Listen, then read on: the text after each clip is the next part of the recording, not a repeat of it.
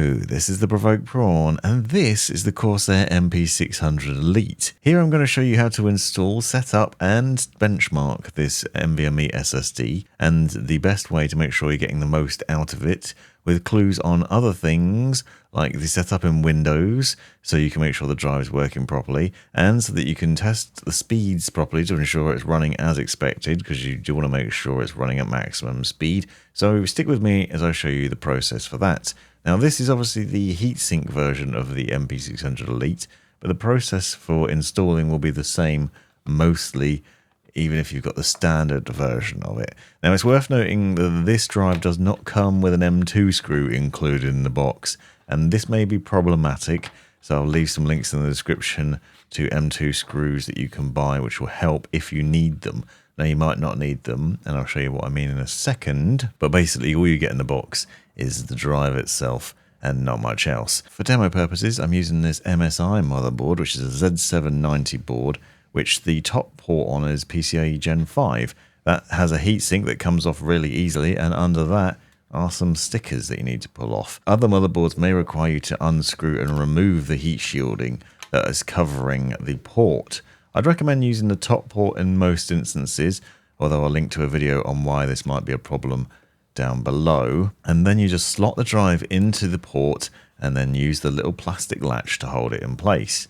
Now, as I mentioned, you may need an M.2 screw. You'll see this shot from an older MSI motherboard, which used an M.2 screw design instead, where you have to screw a screw into a standoff on the motherboard in order to secure the drive. So if you do need a screw, check the description for links to alternatives. Now, with the heatsink version, obviously you can't put the standard motherboard shielding back on because it's a bit too tall. But if you're using the standard version, you would replace that heat shielding, making sure to remove any stickers that cover the thermal pads beforehand so that it will be nicely cooled. We're then obviously putting the motherboard back, assuming you are in the early stages of the build process, and setting it up so it's ready to run into Windows.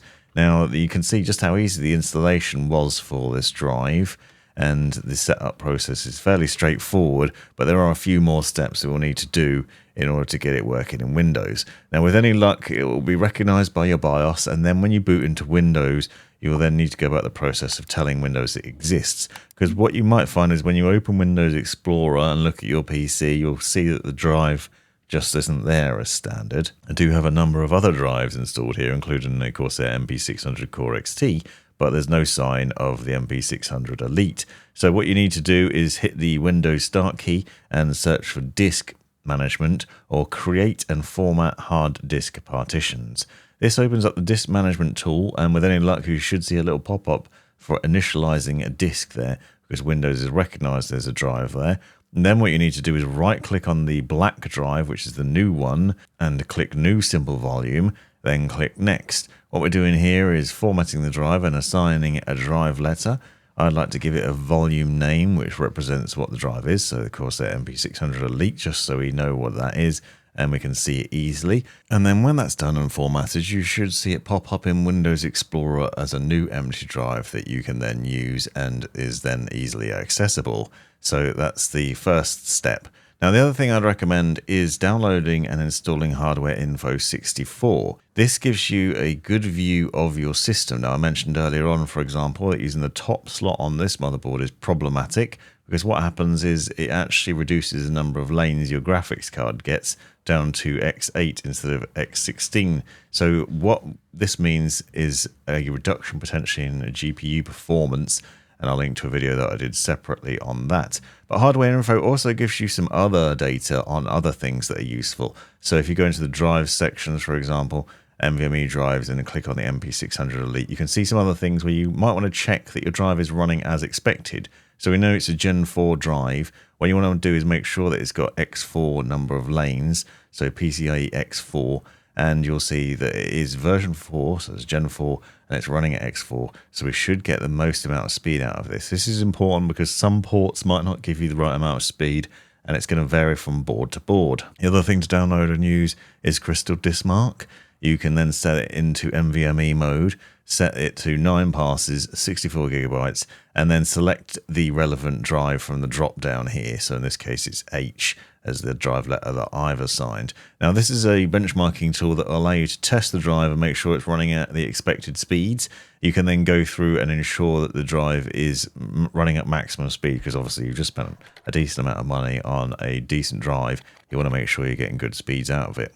So what you'll see here is I've got Task Manager open on the right hand side, so I can see the drive under load. Crystal Disk Mark running in the middle, testing it. And then on the left hand side, I've got hardware mod, so you could use hardware info for this as well. The reason I'm doing this is I want to make sure the temps on the drive aren't getting too hot. So there's good performance testing, and also is a good way to test the airflow in your case, for example, to make sure that your drive is running reasonably cool. You can see the average temperature here is about 43 degrees, so that's the maximum that is topped out at is 45 now, and that isn't actually too bad. If it was getting really hot, that would be a problem, but it is a Gen 4 drive with a nice heat sink on it, and this is a good airflow case. I'm using the Lian Li Evo RGB for this, alongside quite a few fans, but if you've got a more compact case with less airflow, you might want to check that your temps are good on the drive. This tool also lets you see the read-write speed, so you can see the maximum and minimum speeds of the drive alongside Crystal Disk Mark, so you can basically look at this. Now you will see that at the best speed we're getting 6,957 megabytes per second read speed, and then a little bit slower in terms of the write speed. What this does is it basically tests synthetically what the drive is capable of in terms of sending large files and smaller files back and forth to it, and make sure that it's running at the right speed. It's a good way to check the drive is working and also at the right speed, and that you're getting the speeds out of it that you should be. So hopefully with all these steps, you can not only install your drive and set it up, but also make sure it's running as expected. Don't forget to check the links in the description to find out more. This has been the Provoked Prawn. Thanks very much for watching. You've made it right to the end of the video, you brilliant legend you.